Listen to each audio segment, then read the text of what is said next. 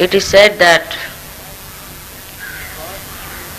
God is Satchit Anand.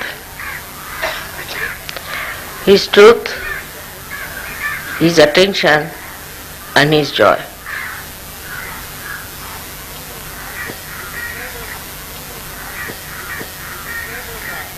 In Sahaja Yoga,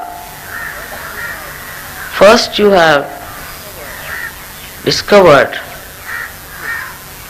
the truth. You discover the truth on your fingertips. The truth that you can discover on your central nervous system is the truth.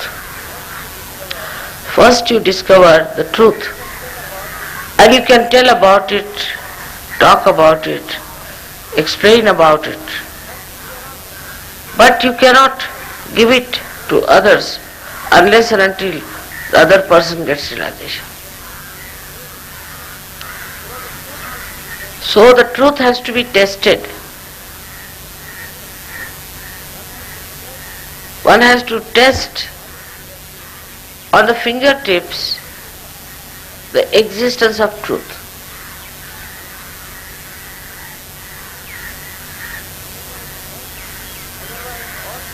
Otherwise, all kinds of descriptions are of no avail. No one can understand what you are talking about when you tell them that you can feel the all-pervading power of God's love around you.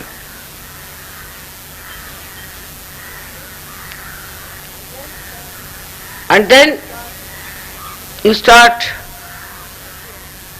experiencing your attention.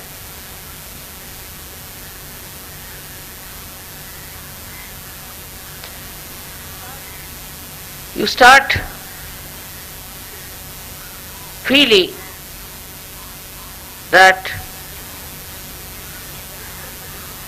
there is somebody, some force, some power, some organization which is looking after you.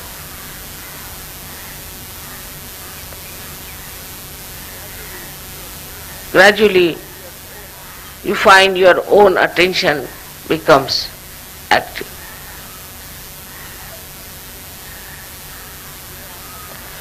Today I am happy to say that I can tell you all these things so openly, so clearly.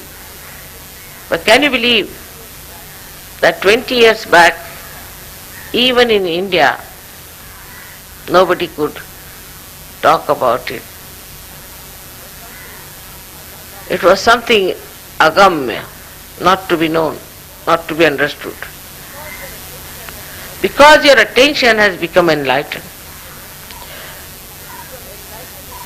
With your enlightened attention you are listening to me. That's why you are understanding what I am saying. Your attention itself has become active now. And it baffles you sometimes when you see how many powers you have got. So through your Kundalini awakening, your attention has got a subtler dimension which gives you an active attention. Before this you used to play into the hands of your attention. Anything happens, you would turn your head to that. Anything that would be called as some sort of an event or something attractive, you would be putting your attention to that. Your attention would go to things which were controlling you as if they were in charge of you. But after getting realization, your attention itself is under your own power and which acts. First, in India we had a foreign rule So we had to act according to the wish of the foreign rulers. So we thought it's better to have independence, to have our own rulers. So we achieved the freedom politically to have your own rulers who will rule us according to our own wish, and we won't be enslaved by others' wishes. But this is no freedom at all, because your attention is still in bondage. It has got the shackles of all kinds of nonsensical things upon it, and it shifts all the time to wrong things. But after realization, attention becomes nirmal, clean, samartha, powerful. It acts because it is completely free now. Unless and until you are completely free, you cannot act. This is the greatest blessing of Sahaja Yoga, that your attention has become so free. It acts the way you want it to act, and it communicates. It communicates to you. The real communication starts. One day, a gentleman whom I had given realization for the first time, he got realization. He was the first one to get it. And he went into a congregation where he felt there is somebody else who is the realized soul. So he looked around and he found a lady sitting there who had realization. She came and asked me, "Mother, did you give realization to such and such lady?" I said, "I did." So this communication between the reality and yourself is established through attention, because in the attention now there is freedom to know. But in the attention now, we have to see there are so many other things which have clouded the awareness of the attention. This cloudedness comes with our conditionings and our ego. And these conditionings can be very, very strong. I would say in India we are over-conditioned people because we are traditionally made. We do not see what is good in the tradition, what is bad in tradition. Whatever good we have to keep and whatever bad we have to throw away. Whatever is the tradition is the best is an absolutely a wrong idea. So such an attention which is so much bogged, or we can say completely covered with conditioning, cannot communicate with reality.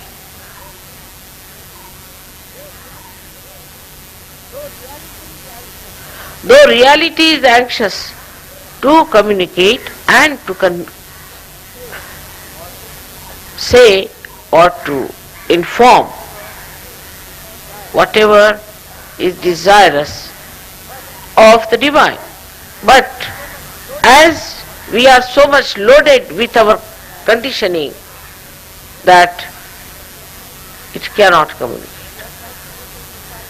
We are frightened of the society, we are frightened of the surroundings, frightened of our relations who are no more our relations at all.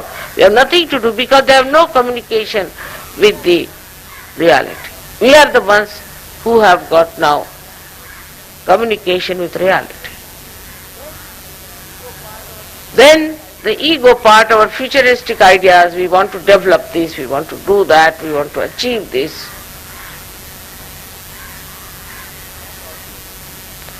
That also dulls our attention and puts it into shackles of ego, which are even worse, I would say. At least the first one, some children have beautiful attention and some don't have. I would not always blame the parents, but of course partly they are responsible. At this age, if their attention is not good, at what age are they going to improve? Parents pamper them, spoil them, then the children can't have good attention. So those who are half-hearted Sahajogis are still sitting on the edges and can be any time dropped into the sea of illusion. You have to be perfect Sahajogis.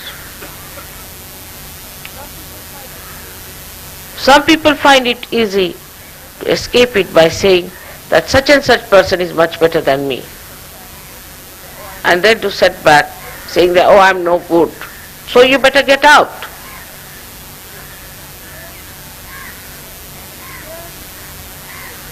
Here, the divine needs people who will do the job of the divine. But even if you ask them to get out, they stick on and stick on and stick on.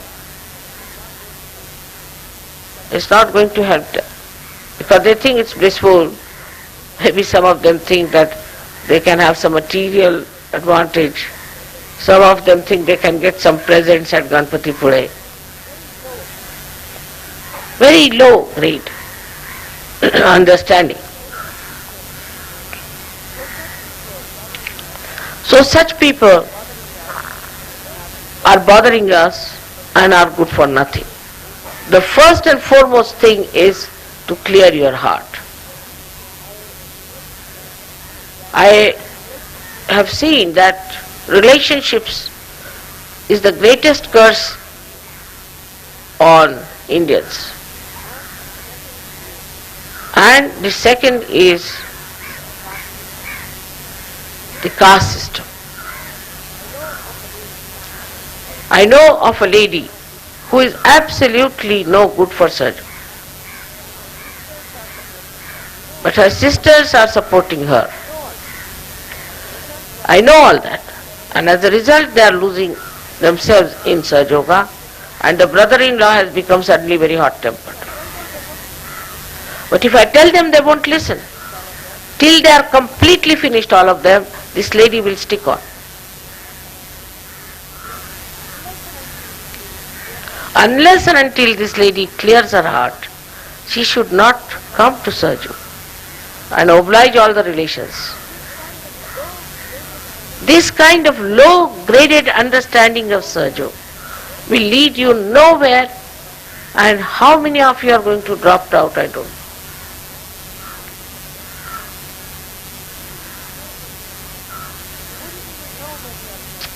You wouldn't even know when you are catching and what's happening if you keep to these relationships. Another myth of a caste system in this country, which is the greatest cancer you could think of for such a divine country like this. Is the greatest curse. But in the West, we have another curses. Though you have got rid of all these past things, you have modern curses. And the modern curses are even worse in a way, because they are not troublesome at all. On the contrary, they show as if you are on top of the world, that you are very successful.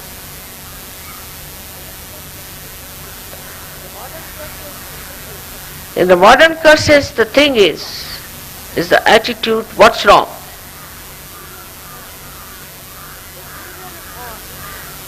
They linger on to this idea to a great extent. What's wrong? You have to be selfish about it. You have to think about yourself and not about others and about your society about your development, your so-called industrial revolution. It has already cursed you. The industrial revolution has already cursed you. You are eating food from tins. You are having hybrid animals to give you milk. Tomorrow you will have mothers who are hybrid.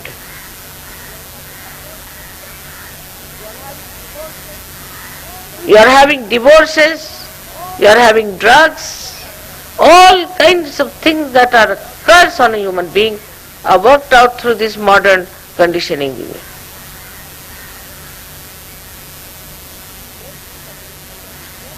To make this attention clean should be the only effort of a Sahaja. Sahaja is not a pastime. For many it is just a pastime. Their jobs, their business is most important. Sahaja is just a pastime. They are all right for the time being. How long will they go on? I can't say. So clear your attention first. Then everything is going to work out. But see that in your attention you pay importance to things which are of no importance at all. In this respect, I would say you have to be an individual. To know that your attention has to be clean. Where is my attention going? Clubbing is the worst curse that we have in the Western countries. They'll club under any name. Supposing there's a red hair people, they'll form a red hair league.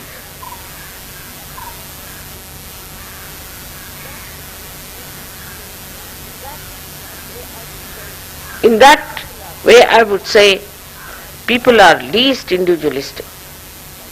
Whatever they may say, that they are democratic, I would say they are least individualistic.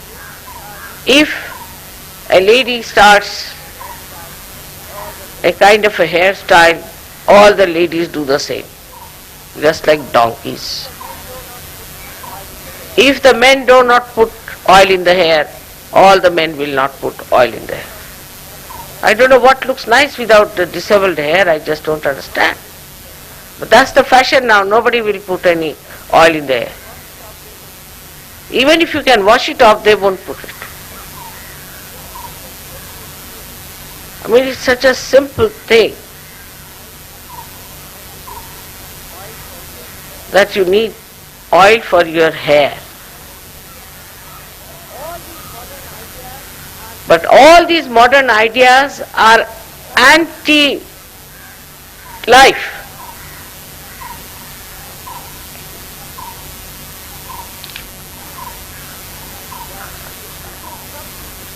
They are teaching you something which will make you bald.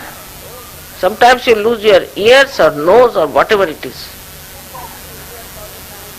To put that in the ears all the time and listen to that music all the time and going on the streets on those wheels.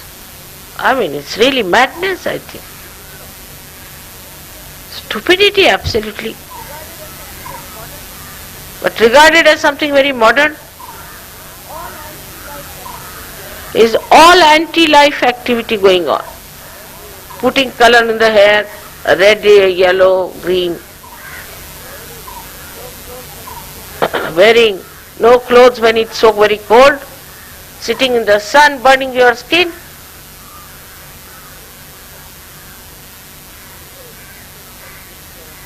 To behave indecently, indecorously. That is to be modern. What's wrong? Nothing is wrong. Just you go to hell, that's all. If that means nothing, take 2 running jumps and go there. But leave Sahaja Yoga. Now the attention has to be clear in a way that we meditate within ourselves and just go within yourself and see for yourself what you are. How beautiful you are, how glorious you are, how subtle you are.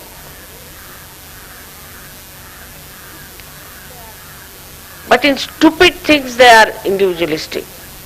Like this is my carpet and this is my house, this is my furniture. And they control others with that. This is my furniture. Don't sit on this chair. Don't spoil my carpet. When you will die, you won't be buried with the carpet even.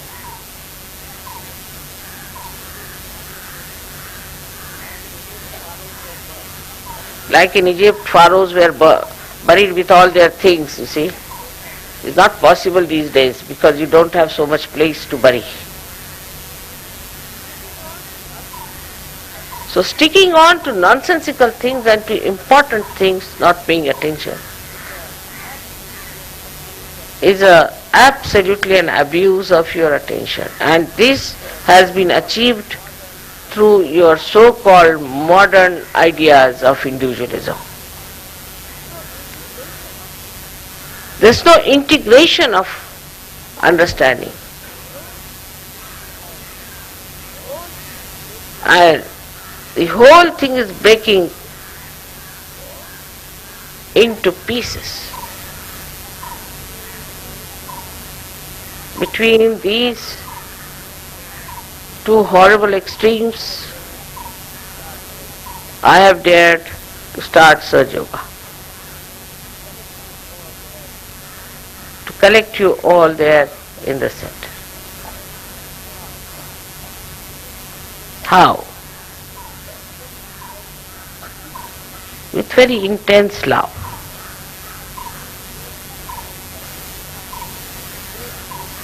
With very intense effort. And a complete commitment that I am going to save this world.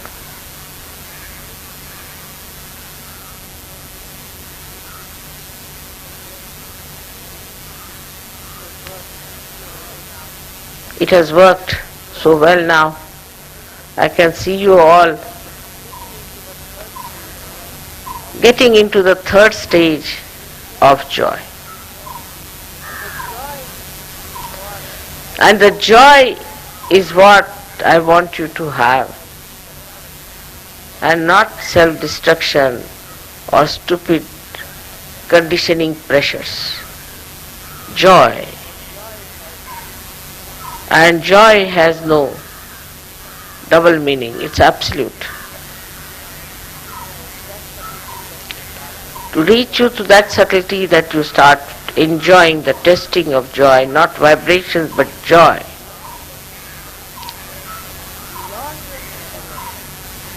Beyond your central nervous system, where it cannot be expressed in words. It expresses in your eyes, in your faces, in atmosphere, in nature, everywhere. You see, the whole thing is blossoming around us. This is what we all have to achieve. And for that, we have to know that we are not going to bow down to anything that puts our attention into shackles. Mother has freed us. Let us spread our wings. We are not small little birdies, but now we have become birds. And let us spread our wings and fly in the sky of joy.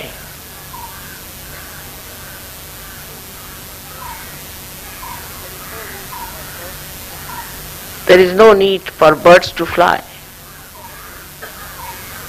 They can sit at a place.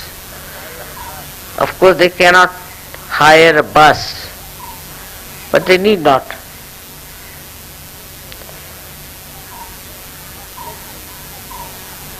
They spread their wings and fly because they enjoy, like swimming in the sky of joy. So use the beauty of this joyous happening to nourish yourself, to be happy, to make everyone happy, and to emancipate this world from ignorance. May God bless you.